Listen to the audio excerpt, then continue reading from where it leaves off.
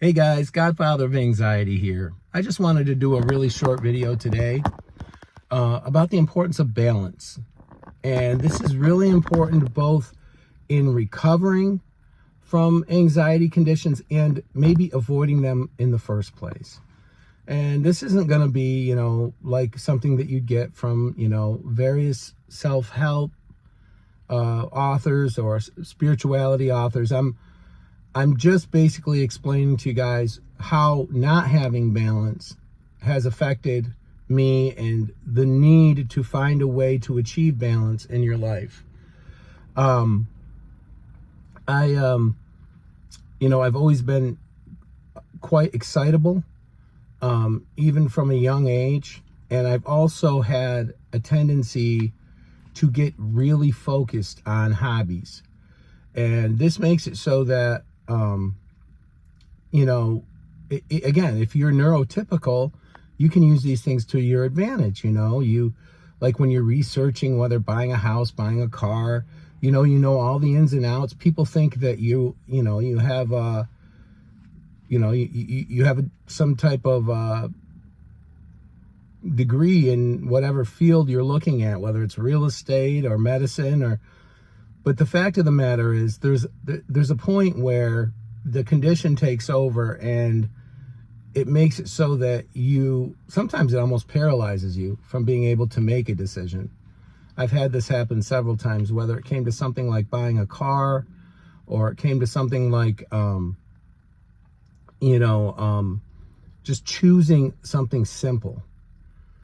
And because you've done so much research, pretty soon things start to cloud and you start to look specifically, well, what about this? And these aren't big decisions, right? Some of them are, right? Buying a house or a car might be a fairly big decision, but a lot of the ones that people with OCD get stuck on are certainly not major decisions that need to preoccupy their life or keep them. In many instances, I've not been able to get to sleep because of this. But also my moods, I've always been, rather excitable. So, and this is, a good thing, as far as, really feeling life and enjoying life. But when you have, hyperactive amygdala, this predisposes you to panic. It predisposes you to anxiety.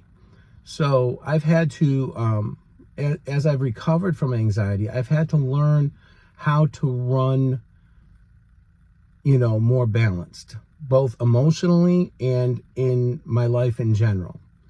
I used to not get sleep, and not prioritize sleep. I used to, go all out sometimes physically, and that can lead to injury. I've had this lack of balance affect me in my life. And I think that it's a really important thing to get under control. The most important thing, I think, is to figure out your priorities, what you want to accomplish in your life. Whether it's, your family, your faith, your job, whatever it is, but you want to make sure you have your priorities. But then remember that you can't accomplish any of those things, guys, if you're not mentally healthy. You're not going to be good at your job. You're not going to be good. You're not going to be good with your family. You're not going to be good in your faith if you are essentially paralyzed by your your inability to regulate your mental health. So, just some things that I do. Well, first of all, the one reason why I do still take an SSRI is for that reason, and mainly that reason. It doesn't necessarily help me too much with how I process my anxiety, maybe a little, but mostly it acts as a mood stabilizer.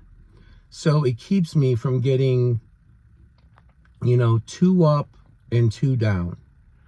And this is important because, when you get too up, what I've found is those of us who especially if you're predisposed to depression and anxiety, when you get way up, you can have a panic attack. And when you get way down, you can start to feel that heavy feeling that you get when you're clinically depressed. And I have a close loved one who will go and have a great time one day, and then a day or two afterwards, I know it's coming, they're going to crash. And I believe I was kind of like that myself before I was on the SSRI, and I think it's really helped me. So one of the things you might look into if you really have a hard time with balancing yourself emotionally is potentially medication. Also, guys, learn how to breathe. Learn how to belly breathe. It's really important. It'll keep you from tensing up all the time.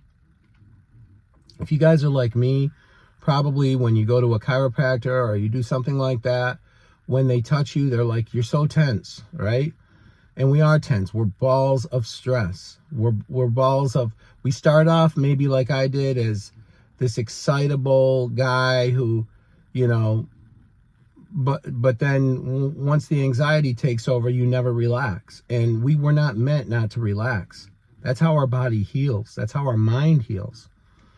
So you want to prioritize things in your life, and you want to remember that in order to accomplish them, you need to have balance.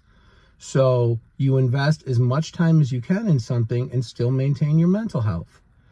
If you need a little time, you need some hours away from your family so that when you come back, you can actually be a good husband, a good father, a good mother, a good wife, a good partner, whatever. You then go ahead and, do that. If it's maybe you need exercise, don't neglect that. That's part of balance. Part of balance is also not neglecting yourself. And that ends up, that's a tough thing to talk about because so many of the self-help books, and they're so focused on yourself. And I think that they miss a lot when they do that, because I think just inherently, I think human beings, we tend to be selfish from the time we're infants, right? So I don't think you really need to tell somebody to encourage them to think about themselves. But we do tend to be empaths and love big and care big. So we will be in that population segment that might do this. We might neglect ourselves in order to take care of our families, in order to excel at our jobs, in order to help someone else out. So you're not going to be able to help those people out. I'm not telling you guys to not all of a sudden put your family first or your job first or whatever's important to you first. What I'm telling you is if you really want to do it effectively, you have to do it with a clear and healthy mind. And that will require exercise. It will require balanced eating. It will require sleep, prioritizing sleep. These things they're not optional for good mental health. I mean, yes, there's some variety within human beings as far as how much sleep they need, but in general, if you guys start messing with these things, you might get away with it in your 20s, but it'll catch up with you. Your body will ask back sleep deficits, and it will destroy your emotional and mental health and your cognitive ability. That I really noticed that. So, just make sure you're balanced. Make sure that you don't let your condition or your ambition take you to a place that's going to set you up to have what we used to be called a nervous breakdown, right? They used to call these things nervous breakdowns, but we will break. We're not unbreakable. I wish we were like Bruce Willis, but we're not. So just remember this. And that's basically all I wanted to say in the video. I didn't want to make a long video, but try to, if you notice when you go up, you end up crashing. If you notice you have mood instability, medication might help. Obviously, I always encourage you guys to work with a therapist. It's really important. But then as far as balancing your life, write down your priorities. Write down what's important to you. And you want to, you know, focus on them, but you also want to be honest. Write another list. What do I need to do to be mentally and emotionally able to give what I need to give to these things that are the most important to me? My family, my faith, my job, whatever it is. So, and if you don't have the balance, you know, you're not gonna accomplish it. You're not. Even a neurotypical person needs to set goals and needs to recognize limitations. And that's basically all this video was about. You know, hopefully I can invest a little more time into my content. The winter months are coming up.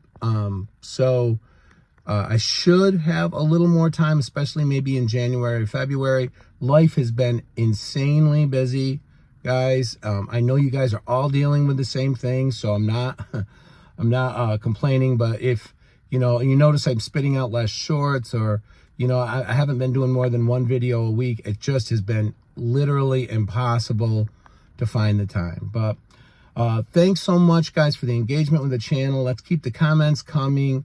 And until my next video, guys, take care.